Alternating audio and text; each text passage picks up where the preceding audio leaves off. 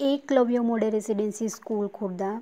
विषय हिंदी, विषयांक है क्रिया और कक्षा 6 से लेकर 8वीं कक्षा के छात्रों के लिए यहाँ पे जो व्याकरण विभाग है, तो आज हम क्रिया की संरचना की दृष्टि से क्रिया के जो भेद है यानी प्रकार है उनके बारे में आज हम अभ्यास करेंगे।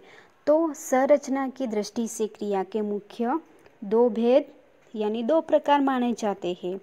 तो यहाँ पे मूल या मुख्य क्रिया और दूसरा है यौगिक क्रिया। तो मूल या मुख्य क्रिया वाक्य में जो क्रिया सर्वप्रथम आती है और अपना स्वतंत्र अर्थ व्यक्त करता है उससे मूल या मुख्य क्रिया कहते हैं। और मुख्य क्रिया के बाद आने वाली क्रियाएं सहायक क्रिया कहलाती है। जैसे कि यहाँ पे राम पढ़ता है, सोहन खा रहा है, शीला पत्र लिखती है। तो इन वाक्यों में पढ़ना, खाना और लिखना ये मूल क्रियाएं हैं। अभी जो दूसरा है यौगिक क्रिया, जो क्रियाएं सहायक क्रिया के अतिरिक्त दो क्रियाओं के योग से बनती है वे यौगिक क्रिया कहलाती है। इन दोनों क्रियाओं का अपना स्वतंत्र अर्थ होता है और ये दोनों मुख्य क्रिया के रूप में कार्य करती है। तो यहाँ पे उदाहरण है कि श्याम पुस्तक ले आया, लता का हृदय पीड़ा से भर गया, मेरी किताब खोज दो। तो इन वाक्यों में ले आया, भर गया और खोज दो क्रियाएं यौगिक है और दो दो क्रियाओं के योग से बनी है। अन्य भेद जो अन्य प्रकार है उनके बारे में आज हम यहाँ पे देखते हैं कि रचना की दृष्टि से क्रिया के 5 भेद माने जाते हैं। तो 5 जो प्रकार है, पहला यहाँ पे संयुक्त क्रिया, दूसरा है नाम धातु क्रिया, तीसरा प्रेरणार्थक क्रिया, चौथा पूर्वकालिक क्रिया और पांचवा है आज्ञार्थक क्रिया। तो यहाँ पे संयुक्त क्रिया, तो जो क्रिया दो या दो से अधिक भिन्नार्थ क्रियाओं के मेल से बनती है उसे संयुक्त क्रिया कहते हैं। तो यहाँ पे हम उदाहरण में देखते हैं कि मोहन ने दूध पी लिया होगा, मोहन ने दूध पी लिया होगा। इस वाक्य में पी लिया होगा ये संयुक्त क्रिया है क्योंकि यहाँ पीना, लेना और होना नामक भिन्नार्थ क्रियाओं के योग से बनती है। अभी हम नाम धातु क्रिया देखते हैं कि जो क्रियाएं संज्ञा, सर्वनाम या विशेषण शब्दों में धातु की तरह प्रत्यय लगाकर बनाई जाती है उन्हें नाम धातु क्रियाएं कहते हैं। जैसे कि हाथ, दुख, झूठ, लाद, फिल्म आदि शब्दों से क्रमशः हथियाना, दुखाना, झुठलाना, लतियाना, फिल्माना आदि जो नाम धातु क्रियाएं बनती है। तो यहाँ पे संज्ञा शब्दों से निर्मित नाम धातु क्रिया, तो गांठ का गांठना, रंग का रंगना या रंगाना, बात का बतियाना, ठग का ठगना, लाज लजाना, शर्म शर्माना, खरीद खरीदना, खर्च खर्चाना। तो सर्वनाम शब्दों से नाम धातु क्रिया का अपनाना, विशेषण शब्दों से नाम धातु क्रिया मोटा मोटाना, दुहरा दुहराना, गरम गरमाना, चिकना चिकनाना। अभी हम तीसरा जो है प्रेरणार्थक क्रिया, जहाँ कर्ता स्वयं कार्य ना करके अपनी प्रेरणा द्वारा अन्य किसी से करवाता है वहाँ प्रयुक्त क्रिया प्रेरणार्थक क्रिया कहलाती है। जैसे कि रमेश अपना पत्र पोस्टमैन से पढ़वाता है।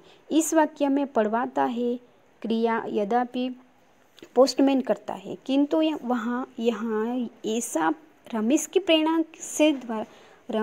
प्रेरणा के द्वारा यहाँ वो क्रिया हो रही है, अतः यहाँ पढ़वाता प्रेरणार्थक क्रिया है। प्रेरणार्थक क्रिया का जो निर्माण, तो अकर्मक और सकर्मक दोनों क्रियाओं से प्रेरणार्थक क्रिया का निर्माण किया जा सकता है। इस विधि से अकर्मक क्रिया भी सकर्मक क्रिया बन जाती है। तो प्रेरणार्थक क्रिया की 2 श्रेणियां होती है। तो पहला जो है प्रथम प्रेरणार्थक और द्वितीय प्रेरणार्थक। प्रथम प्रेरणार्थक में जब कर्ता स्वयं को कार्य के लिए प्रेरित करता है अथवा दूसरे को कार्य करने के लिए प्रेरणा देता है तब वहाँ प्रथम प्रकार की प्रेरणार्थक क्रिया होती है। तो उदाहरण में यहाँ हम देखते हैं कि वहाँ गणेश से पत्र पढ़वाता है, मैं बच्चों को चुटकुला सुनाता हूँ। तो यहाँ पे प्रथम प्रेरणार्थक में वहाँ गणेश से पत्र पढ़वाता है और मैं बच्चों को चुटकुला सुनाता हूँ। ये प्रथम प्रेरणार्थक क्रिया के वाक्य यहाँ पे है। तो अभी द्वितीय प्रेरणार्थक में जब क्रिया में कर्ता न तो स्वयं कार्य करता है न दूसरे को कार्य करने की प्रेरणा देता है, तो ये द्वितीय प्रेरणार्थक क्रिया है, उसमें वहाँ दूसरे के द्वारा तीसरे व्यक्ति से कार्य करवाता है तब उसे द्वितीय प्रेरणार्थक क्रिया कहते हैं।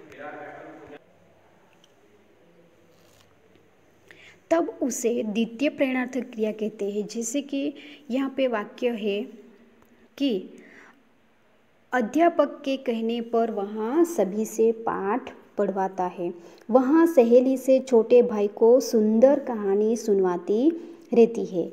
तो यहाँ द्वितीय प्रेरणार्थक के ये वाक्य है।